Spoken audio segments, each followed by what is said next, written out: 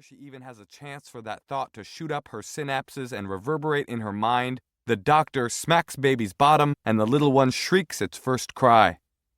That cry, quick as sound, quicker, jams itself into its mother's ears, derailing that first repulsed thought. It circumvents her brain. It shoots into her heart. Mommy forgets all about that first thought when she hears that wail. Her only thought now is, "My son!" My mother never heard that wail. My mother is deaf. My shriek flew up to her ears and, finding two broken, swollen drums, ricocheted back and meandered around the hospital room, looking for somewhere to roost before it impotently spilled onto the hospital floor. And, though her second thought no doubt was a loving one, I've always wondered if that first, "ew, gross," thought didn't make it to my mother's brain and, planting itself deep inside her, make her ask, years later, "What is wrong with this kid?" My earliest memories are of flying fingers, flesh-colored strings zapping through the air, signifying meaning. I didn't realize my first word was spoken in sign language. How would I have known that wasn't just how everyone talked? I didn't realize my mother was deaf, but I did realize that if I cried when she wasn't looking, it made no difference to her. If I wept in view of her, her face would screw up in compassion, and she would reach down and scoop me up to make me feel okay again. I took this information and imprinted it into my brain. As early as I can recall, adults have been telling me there was something wrong with me. I was passed around, adult to adult, each one throwing their hands up and declaring, "I don't know what's wrong with him either."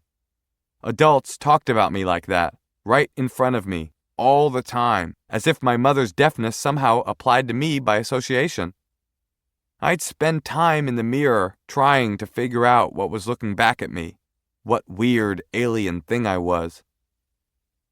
According to my mother, I was born out of control, a feral kid, wild at heart, and physically unable to handle the energy and ferocity of my own body. If you could see my little Jew body now, you would find that very difficult to believe. I'd snarl and snap, I'd bite and foam, I'd shake with anger when the slightest thing didn't go my way, and my body would seize in convulsions of rage and uncontrollable emotion. Frightened, my mom sent me to a therapist. I was 4 years old. That is a demarcation point in my life. I was booted into the therapeutic garden and left to wander, entering an old rusty gate guarded by the ghosts of Freud and Jung. Being told, still wet from the womb, that you need therapy, it almost makes a boy feel broken. Oh, and my mother and father are both deaf. People are always fascinated when I tell them that. "They are both deaf?" they ask, winding up for a dumb question. "What are the odds of that?" I suppose they imagine two lost deaf people wandering across the land with a sign in hand reading, "Deaf Lonely Heart seeks mate." Having no experience with deaf people, folks usually assume they are rare as unicorns and that only magic could bring two of them together. The real story is less magical, more practical.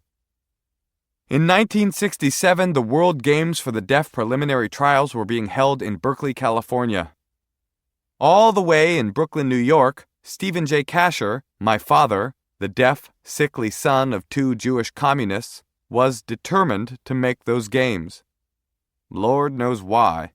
My father was hardly an athlete.